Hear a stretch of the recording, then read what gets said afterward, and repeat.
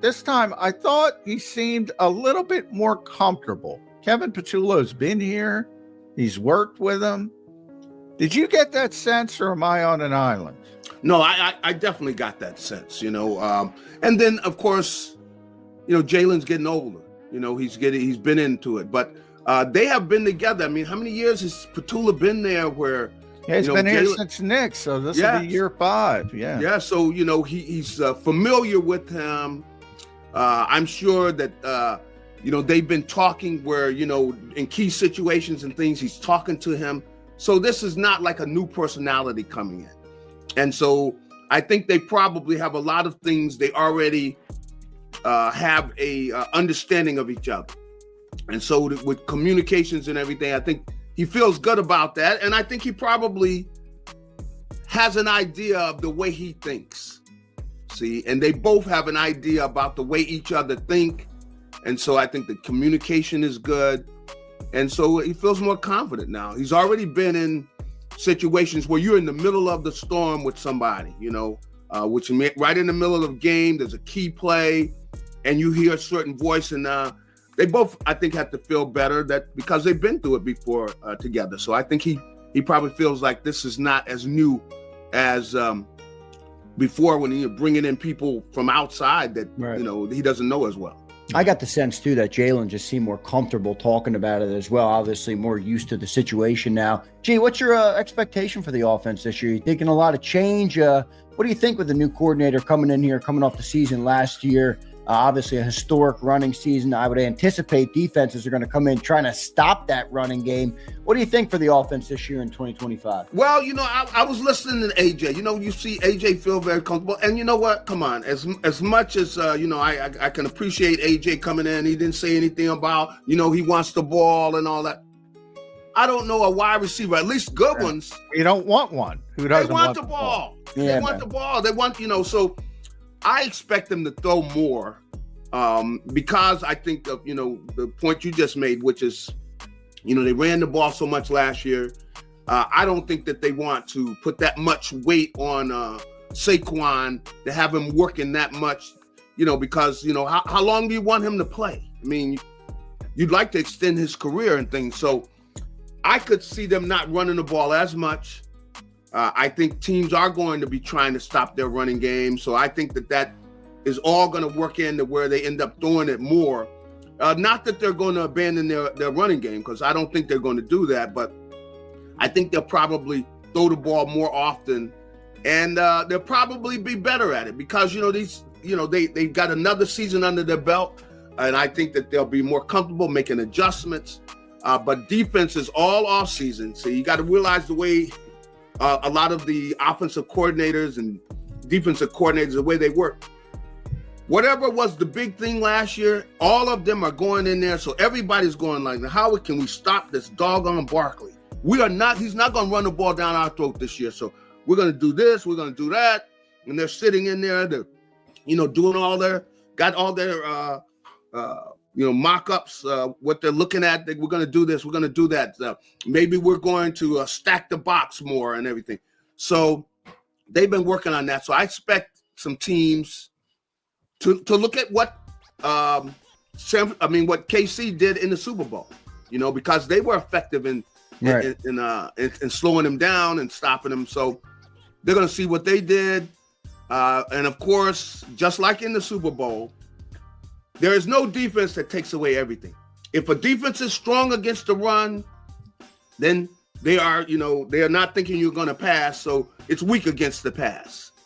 Yeah. So you can't have a defense that takes away everything. So I think that it just all tells us what they're going to throw the ball more. They're going to be making adjustments. I think they're going to put more, and they've started, as you notice, they let Jalen make checks and give him a lot of responsibility. He's going to be that much more comfortable with making adjustments at the line of scrimmage. So I could see defenses are going to come in. They want to stop Barkley. They're stacking the box. There's adjustments are made at the line of scrimmage, and the Eagles getting the ball to AJ and Devontae and Dallas and all the guys. And so I see them throwing the ball more. Not that they're going to abandon the running game, but I think that their teams are going to make alignments, which is going to kind of move them and allow them to throw the ball more. I'm just going to push back on one thing you said there, G. Okay. The Eagles defense was able to take away everything for about 3 quarters in the Super Bowl. So I want to say, how much, as a long-time linebacker in this league, how much did it warm your heart to see how Vic Fangio used Zach Baun, Nakobe Dean, and even Oren Burks, who stepped into the playoffs and was lights out? Yeah. How much did it, especially after watching linebacker play in Philadelphia for years and years and years, to have the best linebacking room in the NFL? Nobody saw that coming. I don't care what they say. Nobody saw that coming. You're right. But, the talk people were talking about, the linebackers not as important and everything. Now, maybe there are not as many linebackers on the field, but the linebacker position is still just as important, because a lot of times, if anything, they put the linebackers in a tougher position now because they've got all this field to cover. A lot of times they're not in a one-on-one situation with wide receivers, but a lot of times they are in a zone position where in that area in the zone, they got to cover that guy man to man. And, if he goes deep, they got people deep, of course, but in that area, they got to be good athletes. And that's why, Zach Baun just did an outstanding job of how good an athlete he is, really. You see he's able to, cover those receivers in those areas, make adjustments. He got his hand on the ball so many times, very smart. And I think that's the big thing that showed through with him. He a lot of times he see the formation, anticipate what the other team is going to do. And a lot of times as linebackers, Nakobe Dean had a good year too. But a lot of times as linebacker, you got to know formations. You got to know what teams like to do out of certain formations. Who are they trying to get the ball to? What route does he like to run out of that formation? And so as a linebacker, you got to be smart. Not that all of them are, but the good ones are. No. Yeah, I'd love watching old NFL films of Luke Kuechly where he'd be just calling out every offensive play. Yep. And those are the guy's instincts. And that, I'll follow up Jihad Campbell because, that's to me, what do you see when you look at Jihad Campbell, G? Do you see an all-Paul linebacker? Do you see an edge rusher? Because that's the problem with me. Can he handle the football IQ part of it to be that true all-Paul linebacker? You talked about Zach Baun's natural instincts versus, all right, this guy's so athletic. Maybe he's a little bit undersized, but let's try to turn him into Micah Parsons and just let him go after the quarterback. Well, I think of course, they're going to try him and they're going to let him play both spots to see what he does. But I see a guy, I think, who can do both. Being down there in Alabama, when you're in a system where, he was down there with Nick Sable for a while, the kid is a smart football player. He's been taught on a pro level, and that's the system that they were putting in down there. So a lot of the things that the Eagles are going to be talking to him about, he's already seen. And a lot of times in college now, they show and all the stuff the pros are doing, because a lot of them are emulating. A lot of them go get pro coaches to come in and run their system. So I think that that's something they looked at. That was part of what their study was. One of the reasons they got him in the first round is they think that he can do both, that he's got that capability. Now we're going to find out, but I think that he's already been exposed. I mean, he was playing off the line. He was doing more of that at Alabama than rushing the passer. He was playing off the ball. And you could see, I saw a lot of times where he's getting his hands on balls, making interceptions. So I think you got a guy that they pinpointed him because they think he can do both. And they're going to find out, depending on what other people can do. But they're going to let him rush the passer some. But I think primarily, especially depending on the Nakobe Dean situation, that he could start off the season playing off the ball. And, you're in there with the guy, who knows, of course, the game very well, as we were just talking about. So he's going to have veteran players in there around him. So if he starts off inside playing off the line of scrimmage, I think he'll be fine. Is that a risky pick to you, G Cobb, taking a tweener type of guy like that, or do you trust Vic Fangio to get the most out of him? Well, I mean, who he was playing in Alabama? Who was he playing against? I think he was playing against the best guys coming out in the draft. They've seen him matched up against some of those guys. So, this is not if you're playing at Alabama, you're playing against the top players. So I don't think this is a huge jump. I mean, this is the pros, of course, but with the football intelligence too. They're with Nick Saban, they're showing all the looks that the pros show. So he's been exposed to a lot of the things, and that's why I think the Eagles, this is part of why they drafted him, is they expect him to be able to come out. And I was, looking at him out there, he seemed comfortable with what they were doing, even though he wasn't practicing. I think he's going to be comfortable doing everything. He's been doing a lot of these same checks, a lot of the same defenses. That's what he's been playing at Alabama, because they have multiple defenses, because you had a pro coach in Nick Saban who is coached on the pro level and everything. So I think he's seen a lot of this. So they expect him to make the adjustment. We'll see if he's able to. Defense as a whole, G, lost a lot of productive players. Milton Williams, Josh Sweat, Darius Slay, C.J. Gardner-Johnson, Isaiah Rodgers. We talked about Oren Burks. A lot of contributors to what was a number one defense and the Super Bowl winning team.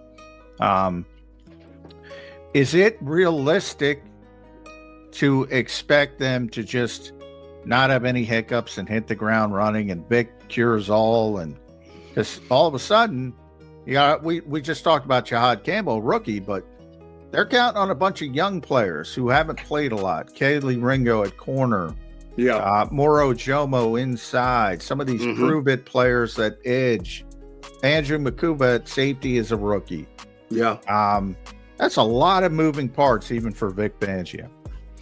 I think so. From looking at them last year, though, when we saw, what happened last year. So the way that they did such a great job, and it was not only Vic, but his assistant coaches, they did a great job of teaching and developing those players throughout the season. So I'm confident they'll do it again, but I don't think that they're going to start out that way. I think there are going to be some bumps in the road. It's going to get rocky a little bit there, probably at the start, as guys are learning the system and getting so comfortable with it. But I expect them to make the adjustment. I saw them do it last year. But we're going to see. But the most important thing I think that I'm going to be looking for is, can they get to the passer?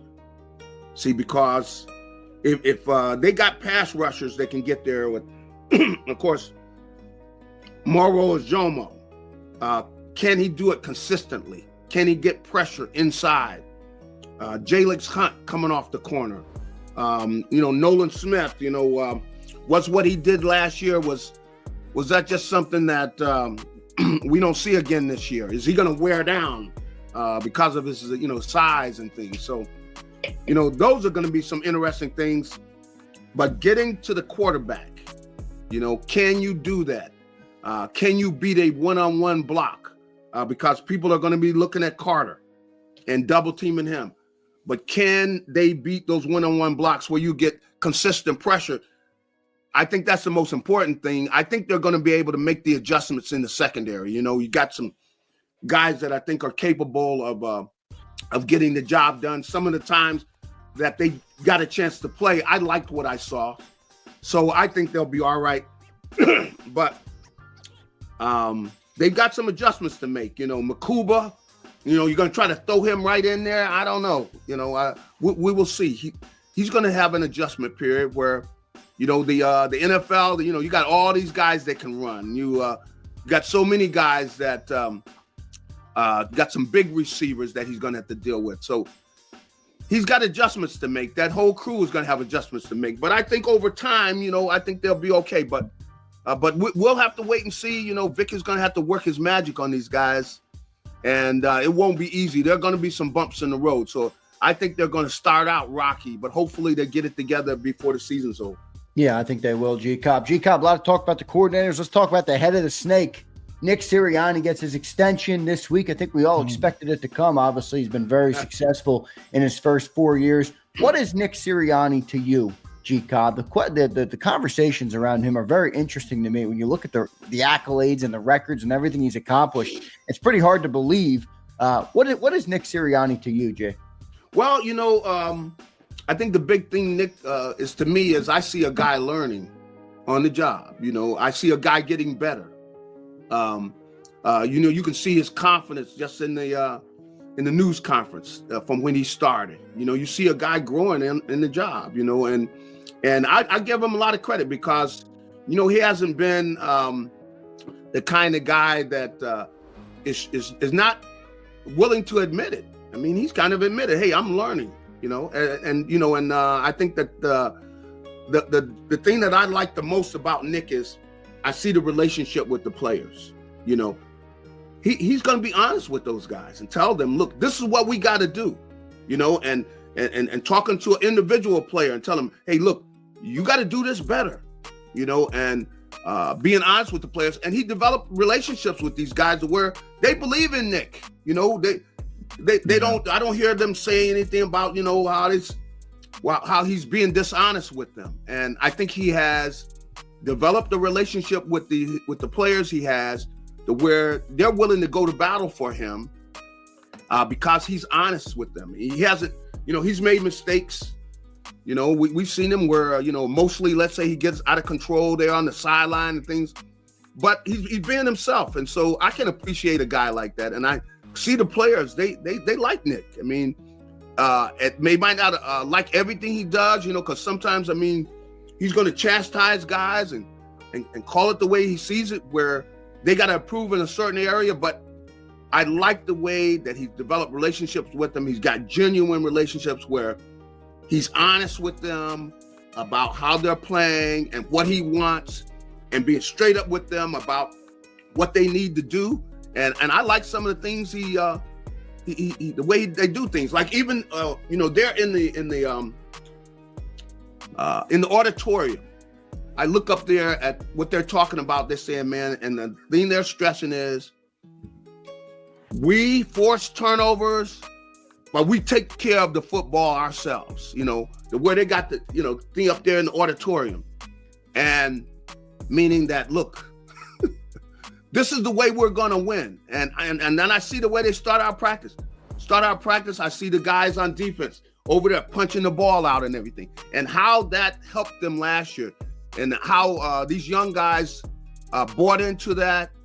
And I got a lot of good things to say about Nick. Now, like I said, he's not perfect, but then he's not lying about it and trying to hide that, saying he's the perfect coach. But he knows he needs to get better. But he's in there with all the guys, and I would love playing for a guy like Nick because he's honest with you. If you didn't play well, he's not going to be lying to you. But at the same time, he cares about you. But look, you're not here because I care about you. You're here because you're playing well, and you got to play well. You got to get the job done. I can't ask anything more than that of a coach. He's honest with the guys, and I hear the guys talking, and I talk to other guys. They appreciate it. Nick will tell you the truth, man. Look, hey, look, dude, you got to play better or you're not going to be here, I mean, how could you ask for anything better? And he's honest with them, and I think he's done a good job. So he's really bonded with his players, and they play hard for him. I don't think you could ask anything more than that for a coach. On-field OTAs are going to start next week. Little off the beaten path with you here. Want to tap into your decade plus in the NFL. I would say, I'm old. I've been covering this league for way too long. Join the party. Yeah. About 30 years. And I always say, I didn't learn to watch practice till about 10 years in, about your playing career, a little bit more, your entire playing career, before I talked to enough people and, they taught me how to evaluate practice.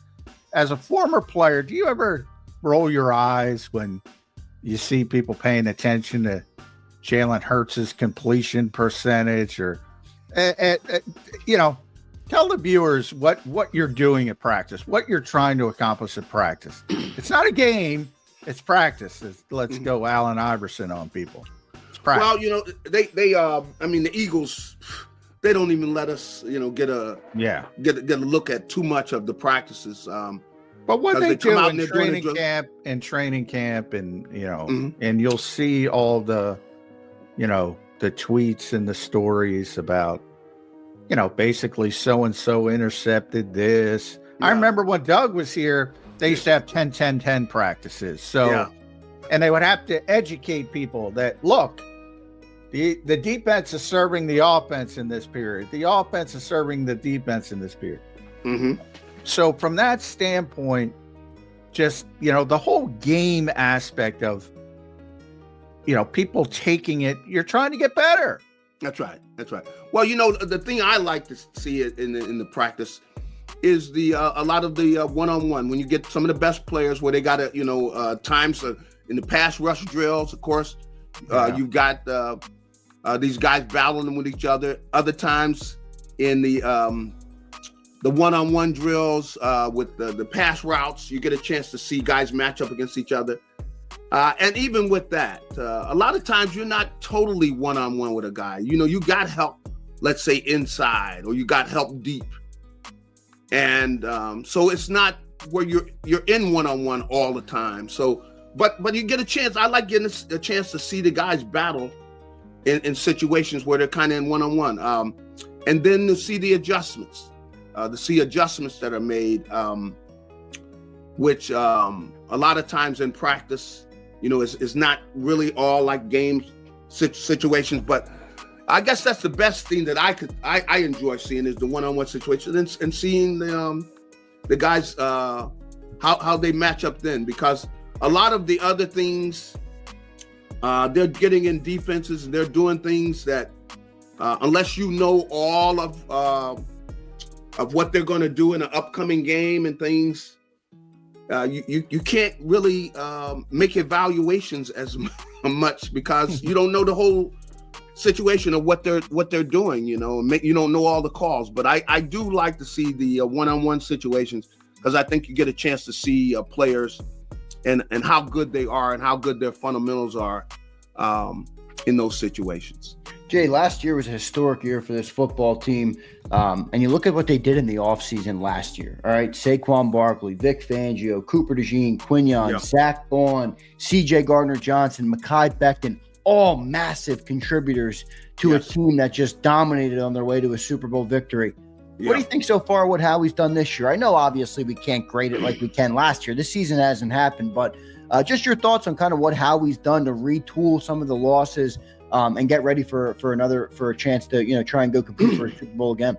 Well, of course, when it comes to the free agency, he hasn't made the type of acquisitions he made last year, but of course they got an offense that really is pretty much are ready to go. They got all these guys coming back, so right. Offensively the big thing is defensive.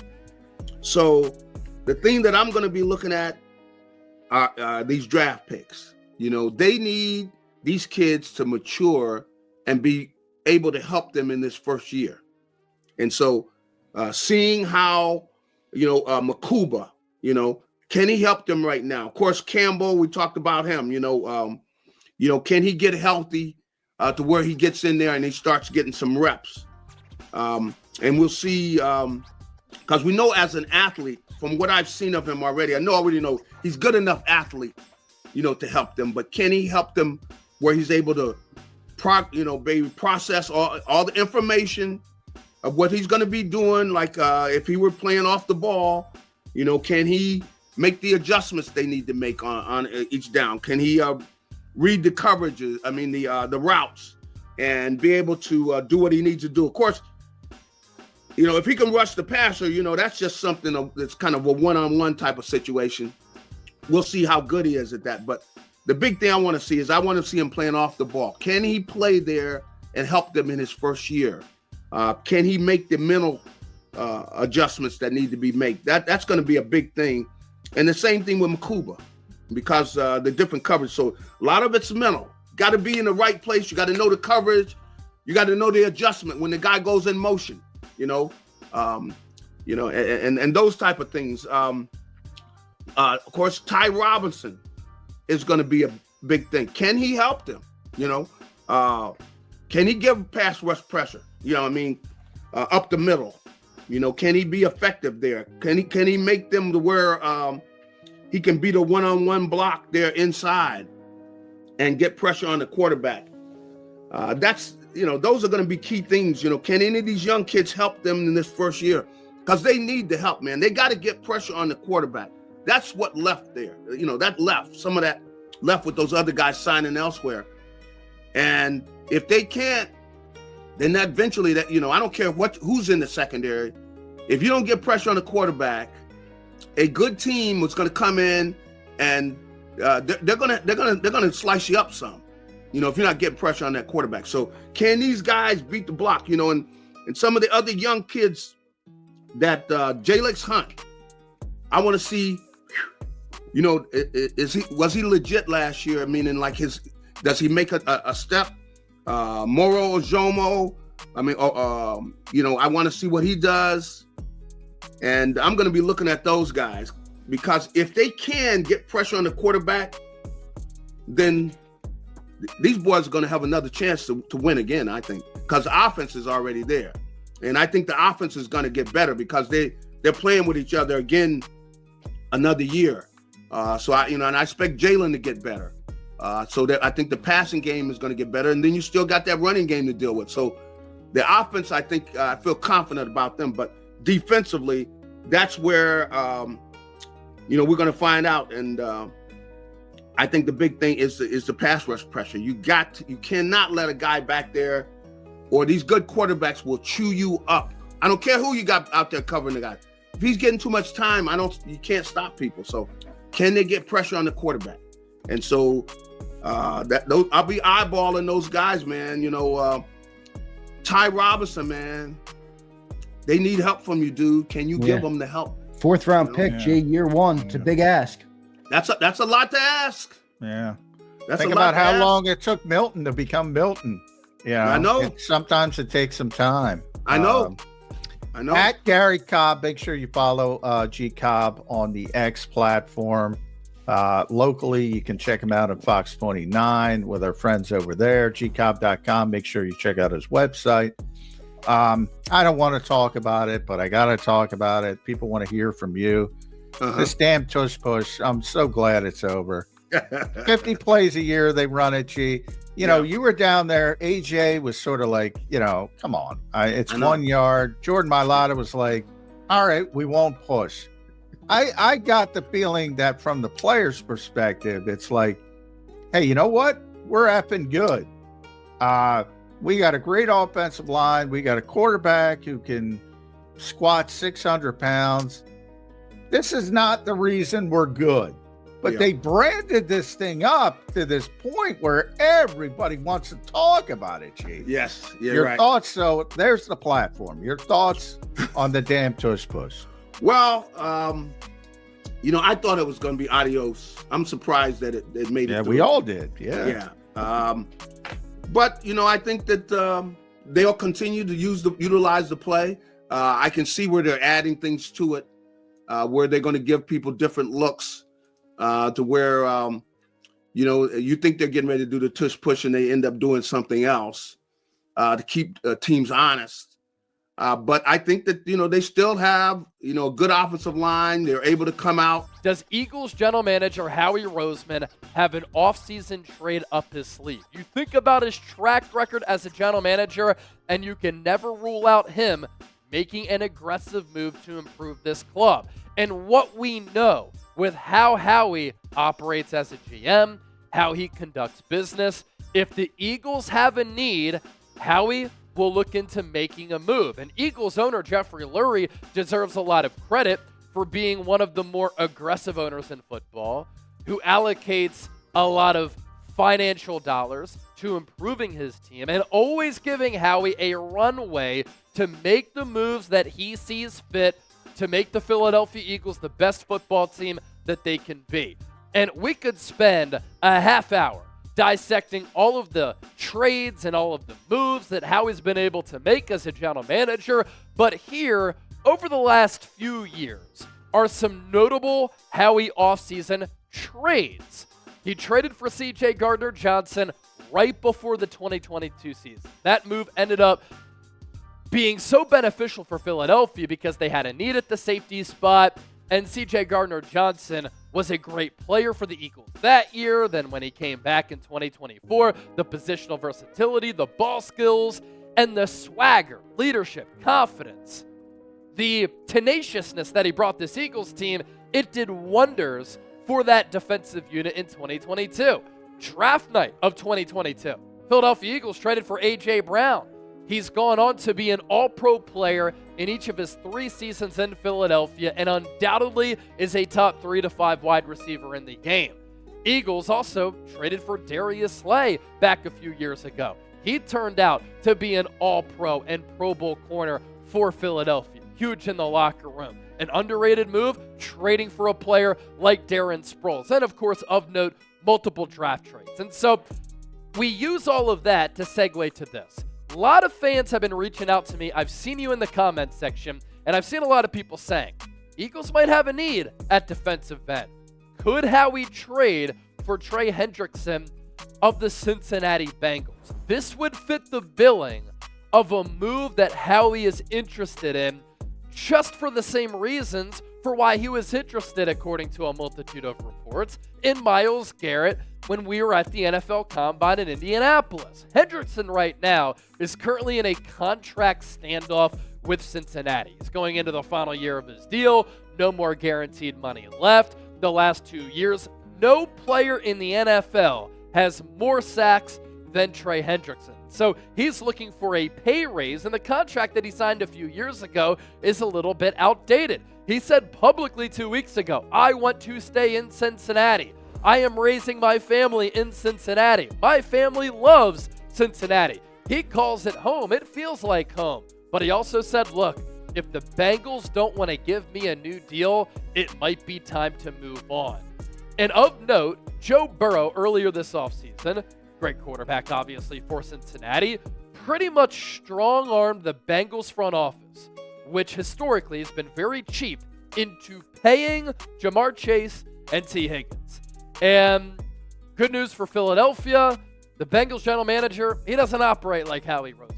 With how those contracts were structured, not really a smart avenue with the approach that they took with how those deals were put together, and they paid Jamar Chase and T. Higgins a bunch of coin. And it's funny because Joe Burrow used the Eagles as an example for why the Bengals, he thought, should go all in paying his top 2 wide receivers. Burrow said, the Eagles are paying everybody. That seems like the way. Whatever they're doing, we need to do. Joe Burrow also this week broke his silence on Trey Hendrickson, and he said this, we'll see what happens with that. You guys all know how I feel about Trey. He's a great player. I love Trey as a guy. He goes out there. He plays well every single Sunday. He's very productive. He's a guy that deserves to get paid and get paid what he wants and what the market is. So, like I said, we'll see what happens with that. But I love Trey, and I hope he's with us. So with that, this is today's poll question. It is the pinned comment on today's Philadelphia Eagles. Now, I encourage you to let your voices be heard because you have a platform just like I do. Should the Eagles trade for Trey Hendrickson? Give me a T for trade or a P for pass. The last 4 years, Hendrickson has been a highly productive player. And as I noted, the last 2 years, no player in football has more sacks than Hendrickson. Back-to-back years of 17.5 sacks. Now, a move like this would involve some risk because he's on the other side of 30. He will be due a fat contract. But the Eagles are also in this win-now window, this win-now mode, and Trey Hendrickson helps you win right now. Of course, another question here is, how much is he going to demand? Knowing that he's been the best sack artist in the NFL over the last couple of seasons, because this edge rusher market is very lucrative, it is vast, it's very expensive, and these players are getting highly compensated.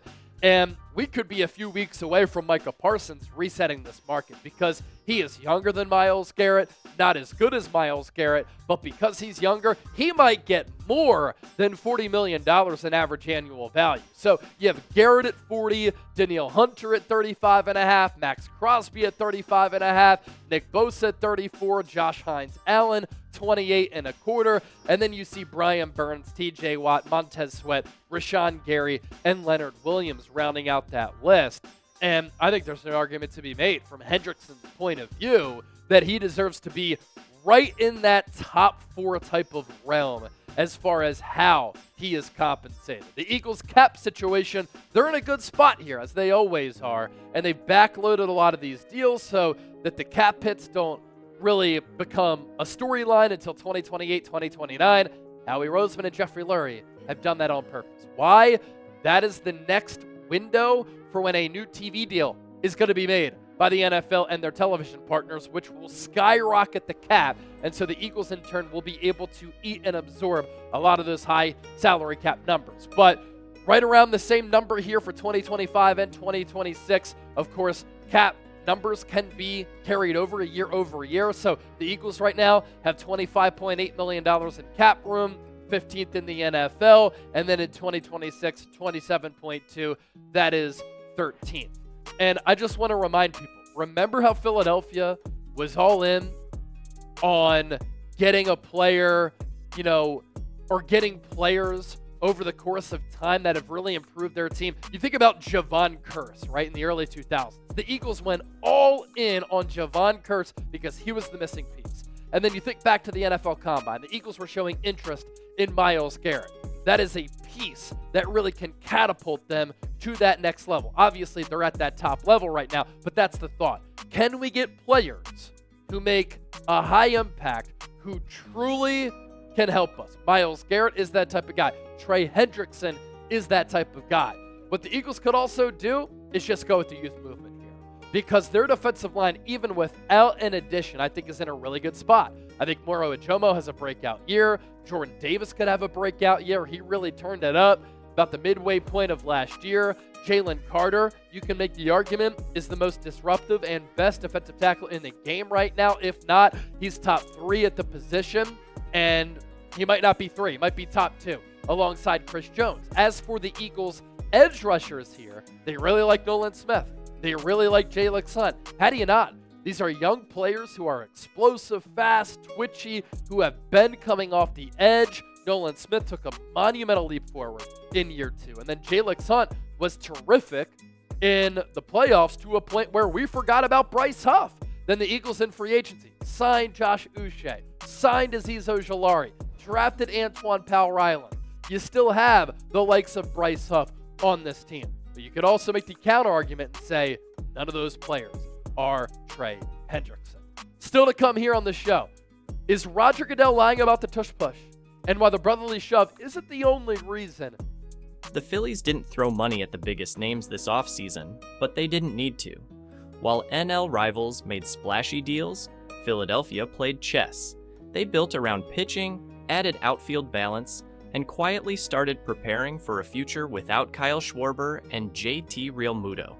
The 2025 Phillies look like a recalibrated contender, one move away from becoming the most complete team in the National League. Gary Cobb, former Eagles linebreaker, admired Phillies' front office for making thoughtful offseason moves. They didn't fix what wasn't broken, but tightened what was loose. Max Kepler was brought in for one reason: balance. The lefty outfielder gives the lineup breathing room, especially if Castellanos struggles. Kepler's no MVP, but his 20-plus home run potential and defense in right field means stability. The front office's biggest strength is clarity. President Dave Dombrowski didn't chase headlines. Instead, he chose to focus on depth, consistency, and what a 162-game season really demands. Pitching wasn't flashy, but fundamental. Jesus Luzardo, the high-upside lefty from Miami, joined the Phillies' rotation in a targeted acquisition. Luzardo brings strikeout stuff, mid-90s velocity, and most importantly, a controllable contract. Slotting him behind Zach Wheeler and Aaron Nola, gives Philly one of the most versatile rotations in the NL. The bullpen reflects the same philosophy. Jordan Romano was added as a late-inning option. He's not here to replace Alvarado or Hoffman, but to back him up. Games that got messy in the 7th last year now stay quiet. While fans cheer the return of familiar faces, Dombrowski's looking at expiring contracts. Kyle Schwarber, JT Realmuto. Both are nearing the end of their deals. Realmuto's workload has already started to change. The team's looking internally and possibly externally for catchers who can learn this season and lead next. There's no rush, but the message is clear. Nothing is permanent. As for Schwarber, he remains a fan favorite and slugging DH.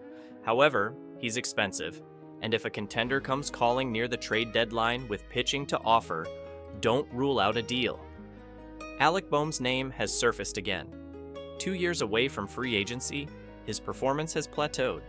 He's solid and elite. With infield prospect Aiden Miller rising fast, the team could capitalize on Boehm's current value. Reports suggest the Phillies are weighing their options and no trade is imminent.